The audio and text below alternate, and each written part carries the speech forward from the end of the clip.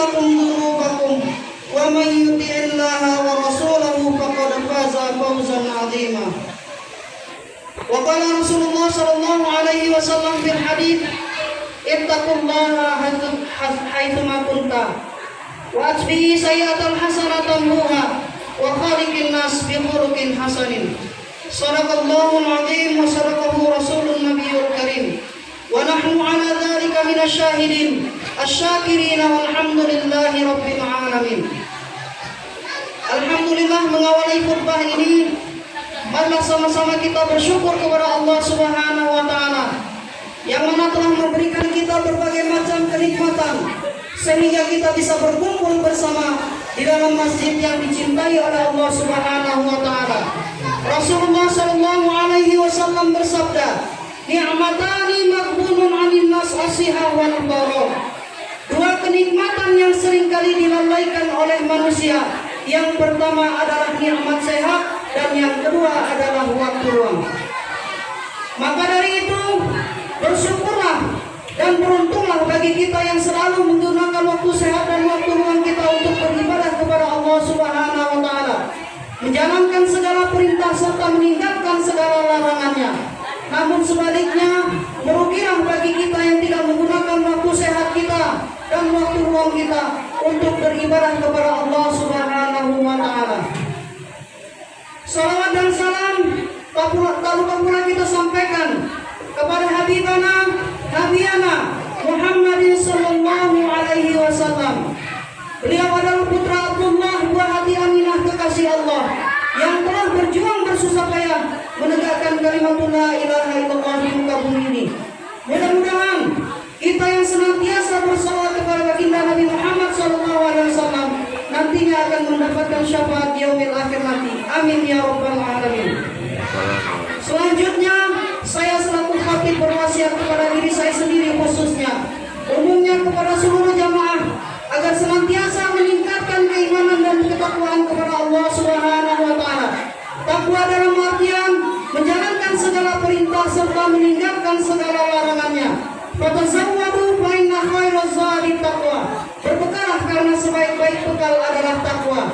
Ma'asyiral muslimin jamaah Jumat rahimakumullah. Judul khutbah kita pada kesempatan siang hari ini adalah 7 nasihat Luqmanul Hakim terhadap anaknya. Menurut Imam Qatadah, Luqmanul Hakim bukanlah seorang nabi dan rasul, melainkan manusia biasa. Tetapi Allah Subhanahu wa taala memberikan anugerah, yakni menjadikan beliau seorang yang soleh yang berhasil dalam mendidik anaknya.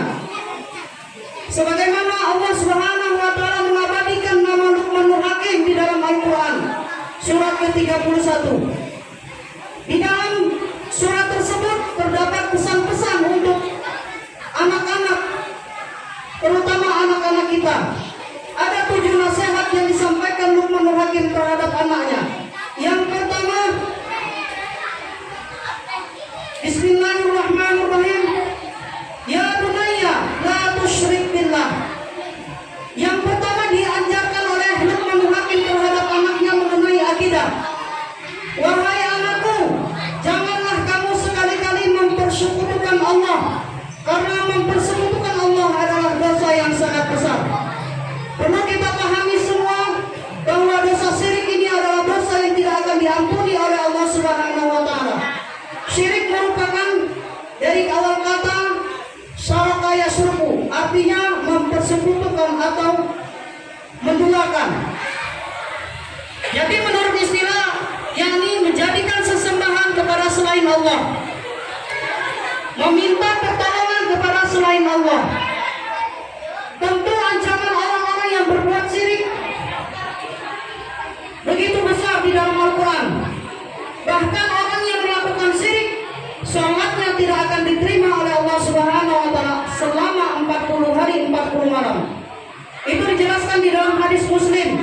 Barang siapa yang mendatangi peramal atau dukun, maka sholatnya tidak akan diterima oleh Allah Subhanahu wa taala. Na'udzubillah summa na'udzubillah.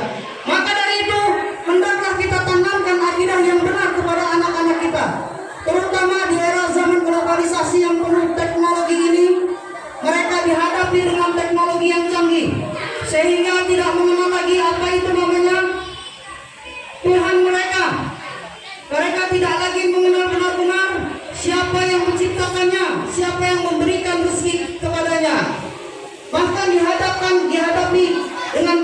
yang canggih sehingga mereka lalai dalam mempelajari ilmu, terutama ilmu agama Islam.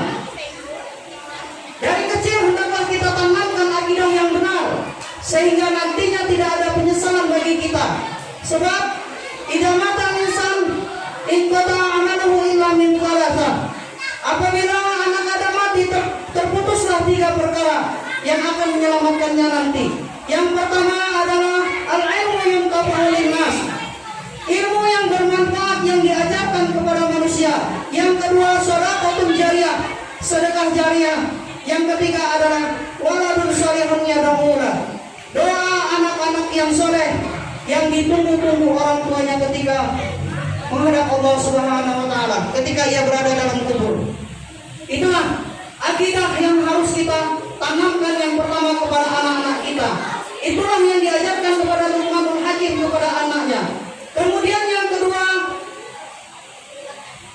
adalah berbuat baik kepada kedua orang tua. Karena Rasulullah Shallallahu Alaihi Wasallam menjelaskan, ridallah fi sukhti walidain. Ridho Allah itu, ridho orang tua terletak pada ridhonya Allah. Kalau orang tua ridho, maka Allah ridho. Maka dari itu kita selaku anak yang mungkin ada di antara orang tua kita yang tidak beriman kepada Allah Subhanahu wa taala, melainkan berbeda agama, hendaklah kita menyuruh dengan kebaikan. Jangan sampai kita bermusuhan terhadap orang tua. Hendaklah kita selama dia hidup berbuat baik kepada kedua orang tua. Karena orang tua lah yang menjadi tolak ukur pertama di dalam kehidupan seorang anak. Karena orang tua lah yang menjadi guru yang pertama terhadap anak. Apabila ditanamkan akidah yang benar, maka anak itu akan menjadi benar. Tetapi sebaliknya kalau kita tidak menanamkan akidah yang benar, maka mereka sampai akhir hayatnya tidak akan mengenal itu akidah yang sebenarnya. Masyarul muslimin jamaah Jumat rahimakumullah. Anak yang selalu berbakti kepada orang tua, selalu mendoakannya ketika ia hidup, itulah anak yang soleh, yang menjadi penolong ketika kita menghadapi pertanyaan-pertanyaan yang ditanyakan malaikat kepada kita di kubur nanti. Yang ketiga adalah sadar bahwa manusia berada dalam pengawasan Allah Subhanahu wa taala. Kita sebagai manusia haruslah taat kepada Sang Pencipta, menyadari bahwa segala perbuatan kita semasa hidup di dunia ini akan dimintai pertanggungjawabannya. Wa may ya'mal mithqala dzarratin khairan yarah wa may ya'mal mithqala dzarratin syarran yarah. Barang siapa yang berbuat kebaikan sebesar biji zarah, maka akan dimintai pertanggungjawabannya. Dan barang siapa yang melakukan perbuatan sebesar biji zarah, perbuatan buruk, maka akan dimintai juga pertanggungjawabannya di sisi Allah Subhanahu wa taala. Kemudian nasihat yang keempat adalah terhadap anak kita, terutama yang diajarkan Luqmanul Hakim kepada anaknya, yakni mendirikan salat. Salat merupakan rukun Islam yang wajib dilaksanakan oleh umat Islam. Salat juga merupakan pembeda antara orang-orang kafir dan orang Islam. Salat juga pertama kali yang dihisab pada yaumil akhir nanti. Maka dari itu hendaklah kita tegaskan kepada anak-anak kita bahwa salat merupakan tiang agama, bahwa salat merupakan fondasi utama. Barang siapa yang mendirikan salat, maka ia mendirikan pundi-pundi agama atau tiang-tiang agama. Barang siapa yang tidak mendirikan salat, maka ia termasuk orang-orang yang meruntuhkan tiang-tiang agama. Masyarul muslimin jamaah Jumat rahimakumullah. Maka dari itu Rasulullah SAW bersabda, awwalu ma yuhasabu yaumal qiyamah as-shalah. Yang pertama yang dihisab pada hari kiamat adalah salat. Kalau kita tidak salat, hisab pertama yang akan kita hadapi nanti, apa yang akan kita berikan kepada Allah Subhanahu wa taala. Begitu juga Rasulullah SAW, manusia yang paling mulia, bahkan sampai-sampai dijelaskan manusia yang dosanya diampuni oleh Allah Subhanahu wa taala.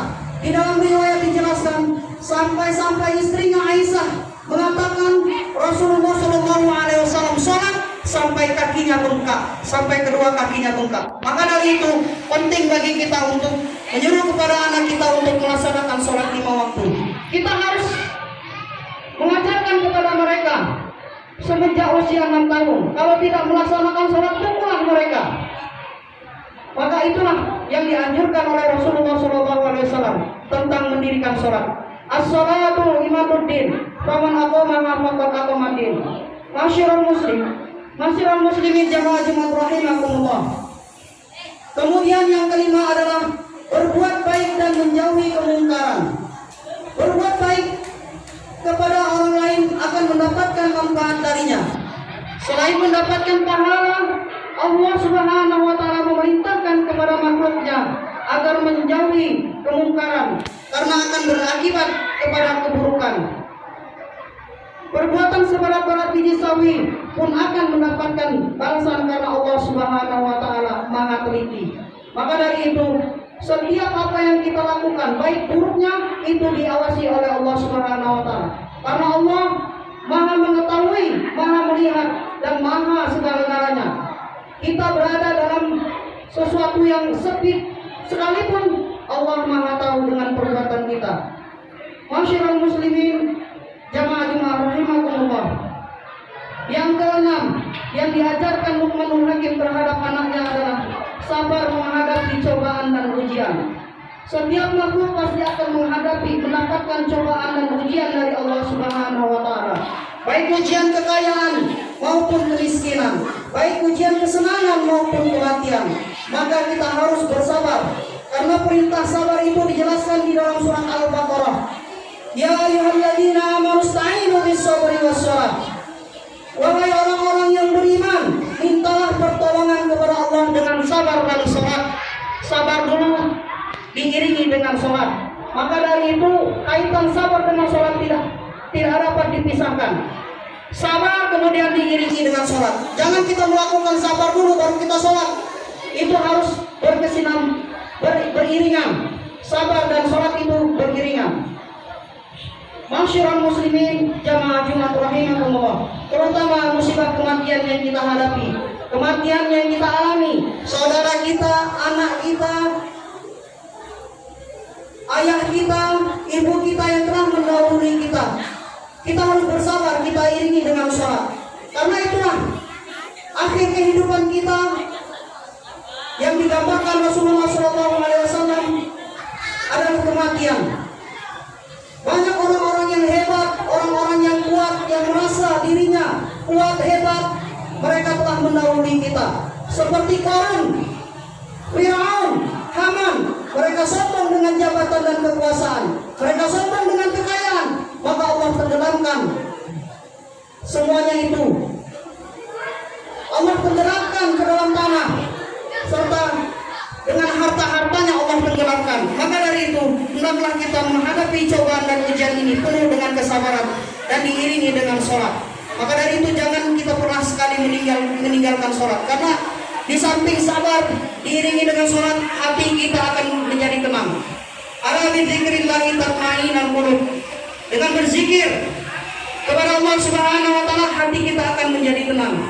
Kemudian yang terakhir, pesan Luqmanul Hakim kepada anaknya, janganlah menyombongkan diri. Wala tamshi fil ardi marha. Innallaha la yuhibbu kulla mukhtalin fakhur. Janganlah engkau membandingkan muka kalian kepada saudara-saudara kalian dan berjalan di atas bumi dalam keadaan sombong. Sesungguhnya Allah tidak menyukai orang-orang yang sombong. Waqsid fi masyika waqtud min sautik. Hiduplah sederhana, hiduplah bersahaja, karena orang-orang seperti itu derajatnya tinggi di sisi Allah Subhanahu wa taala. Wala tusair qaddaka linnas. Mungkin ini saja yang dapat saya sampaikan pada kesempatan siang hari ini. Mudah-mudahan bermanfaat bagi kita semua dalam menghadapi kehidupan yang fana ini. Mudah-mudahan kita mampu mendidik anak kita sebagaimana Luqmanul Hakim mendidik anaknya sehingga ia selamat dunia dan akhirat. Barakallahu li wa lakum fil Qur'anil azim wa nafa'ani wa iyyakum bima fihi minal ayati wa dzikril hakim wa taqabbala minni wa minkum tilawatahu innahu huwas samiul alim. Aqulu qawli hadza fastaghfiru innahu huwal ghafurur rahim.